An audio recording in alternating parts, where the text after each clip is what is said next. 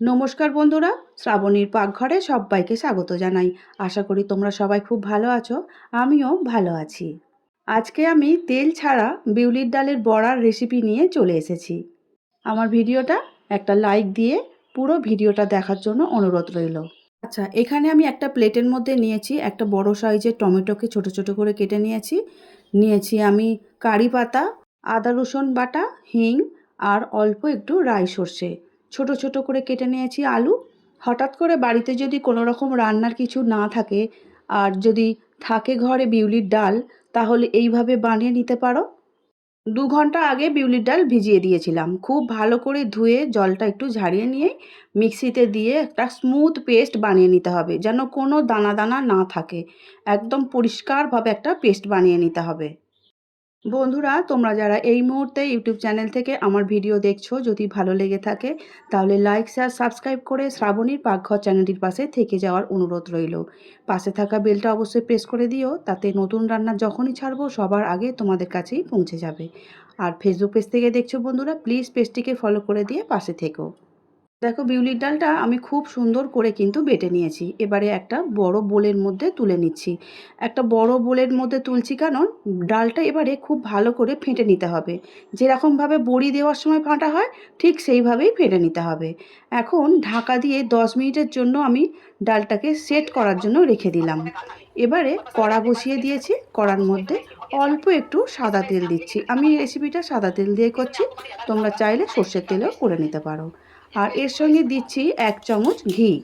ঘি আর সাদা তেল একসঙ্গে খুব ভালো করে মিশিয়ে নেব একটা খুন্তির সাহায্যে।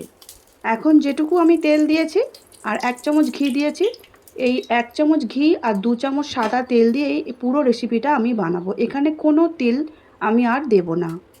এই তেলের মধ্যেই দিচ্ছি রাই সর্ষে 1 চামচের মতো, আর দিচ্ছি বেশ অনেকগুলো কারি পাতা, আর দিচ্ছি হিং। হিং, সর্ষে আর কারি পাতা একটু খুন্তির সাহায্যে ভালো করে ভেজে নেব। আর হিং ছাড়া বিউলির ডালের রেসিপি আমার মনে হয় যেন একটু অসম্পূর্ণ থেকে যায়।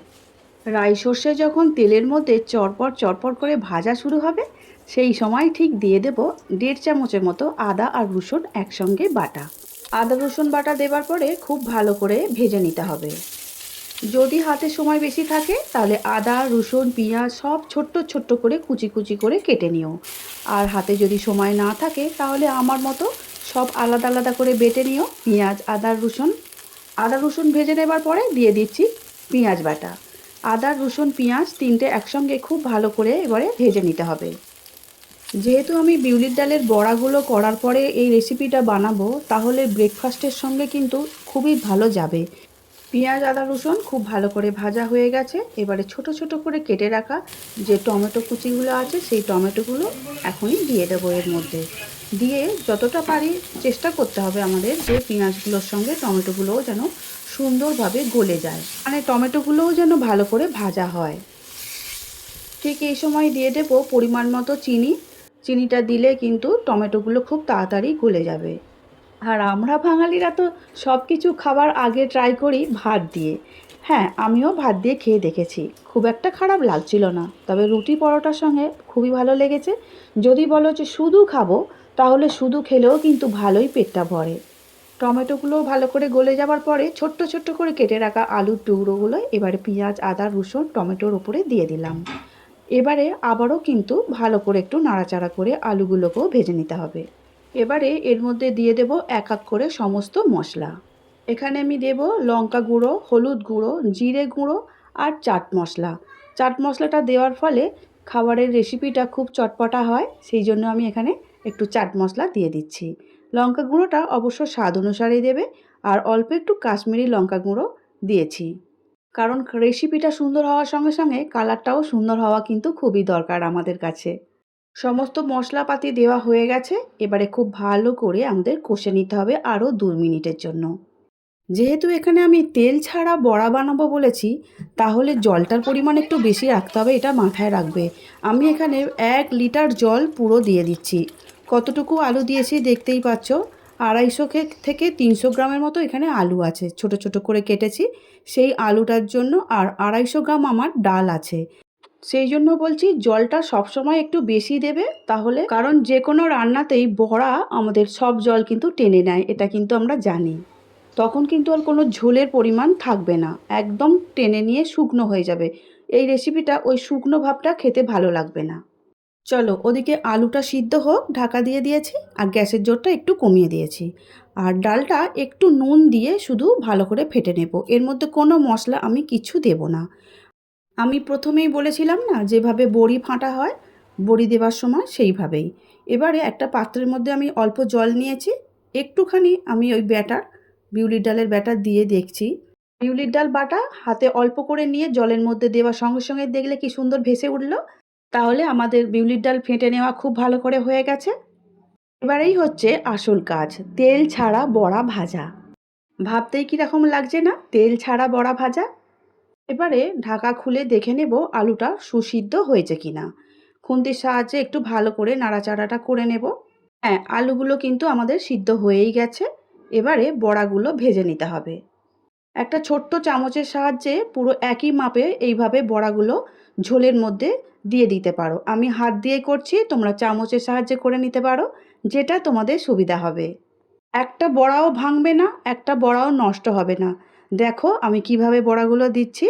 এইভাবে আমার মতো করে একদিন বিউলির ডালের বড়ার তেল ছাড়া বানিয়ে দেখো, দারুণ খেতে হয়। আর সত্যি কথা বলতে কোনো কিছু খাবারের সঙ্গে খাওয়ার দরকার নেই, শুধু এইভাবে রান্না করেই পেট ভরে খেয়ে নেওয়া যায় ব্রেকফাস্টের সময়। এবারে বুঝতে পারছো তো জলের পরিমাণটা কেন আমি বেশি রাখতে বলেছিলাম, কারণ এই বড়াগুলো জলের ওপরেই কিন্তু ভাসবে, তবেই কিন্তু সুন্দর করে বড়াগুলো দেওয়া যাবে। পুরো ডালটাই এখন আমাদের বড়ার আকারে ঝোলের মধ্যে দেওয়া হয়ে গেছে। এবারে ঢাকা দিয়ে দেব 4 থেকে 5 মিনিটের জন্য। মিনিট দুয়েক খুব ভালো করে ফুটে ওঠার পরেই ঢাকা খুলে একবার ভালো করে নেড়ে দেব। তবে খুব আলতো হাতেই কাজটা করবে, কেন ভেঙে যাওয়ার কোনো ভয় নেই।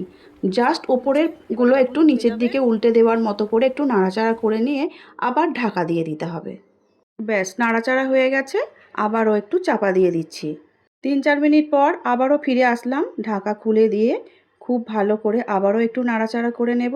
এবারে কিন্তু দেখতে পাচ্ছ বড়াগুলো আগে যেমন ভেসেছিল, এখন কিন্তু ভাসাটা অনেক কমে গেছে। তার মানে বড়াগুলো সিদ্ধ হওয়া প্রায় শেষ হয়ে এসেছে। এবারে দেখো আরও 2 মিনিট পর দেখতে পাচ্ছ বড়াগুলো এখন একদম ঝোলের নিচে চলে গেছে। তবেই কিন্তু রেসিপিটা পারফেক্টভাবে বানানো হয়ে গেল। এবারে বেশ কিছুটা ধনেপাতা কুচি উপর দিক থেকে ছড়িয়ে দিচ্ছি। ধনেপাতা দেওয়ার পরে খুন্তির সাহায্যে একটু ভালো করে মিশিয়ে নিচ্ছি। এবারে সবশেষে দিয়ে দেব অল্প করে একটু গুঁড়ো গরম মশলা। গরম মশলা দেওয়ার পরে আবারও একটু নাড়াচাড়া করে মিশিয়ে নেব, তারপরে গ্যাসটা অফ করে রেখে দেব। বিউলির ডালের বড়ার তরকারিটা আমাদের কিন্তু একদম রেডি হয়ে গেছে। আজকে আমার এই নতুন ধরনের রেসিপিটা তোমাদের কেমন লেগেছে অবশ্যই কমেন্ট করে জানিও, কারণ তোমাদের কমেন্ট পড়তে আর উত্তর দিতে আমি দুটোই ভালোবাসি। মিনিট 5 রাখার পরে এই ঝোলটা কিন্তু পুরোটাই বড়াগুলো টেনে নেবে। আর এটাই স্বাভাবিক, কারণ আমি আগেই বলেছি যে কোনো রান্না করার ক্ষেত্রেই ঝোল একটু বেশি থাকলে বড়াগুলো কিন্তু অবশ্যই টানার জন্য সুবিধা হবে। এখন একটা সার্ভিং বোলের মধ্যে তুলে নিচ্ছি। তুমি যদি চাও বা তোমরা যদি চাও পুরো রেসিপিটা যখনই কমপ্লিট হয়ে গেল ওখানে গরম মশলার সঙ্গে ঘিটা দিয়ে দিতে পারতে, কিন্তু আমি চাইছি যে বোলের মধ্যে তোলার পরে একটু ভালো করে ঘি ছড়িয়ে দেবো ওপর দিক থেকে। আমার বিউলির ডালের বড়ার কারিটা দেখতে যেমন সুন্দর হয়েছে, খেতেও কিন্তু খুবই ভালো লেগেছিল। তোমরা অবশ্যই আমার মতো করে একবার হলেও বাড়িতে বানিয়ে দেখো, আর কমেন্টে আমাকে জানিও তোমাদের খাওয়ার পরে কেমন লাগলো।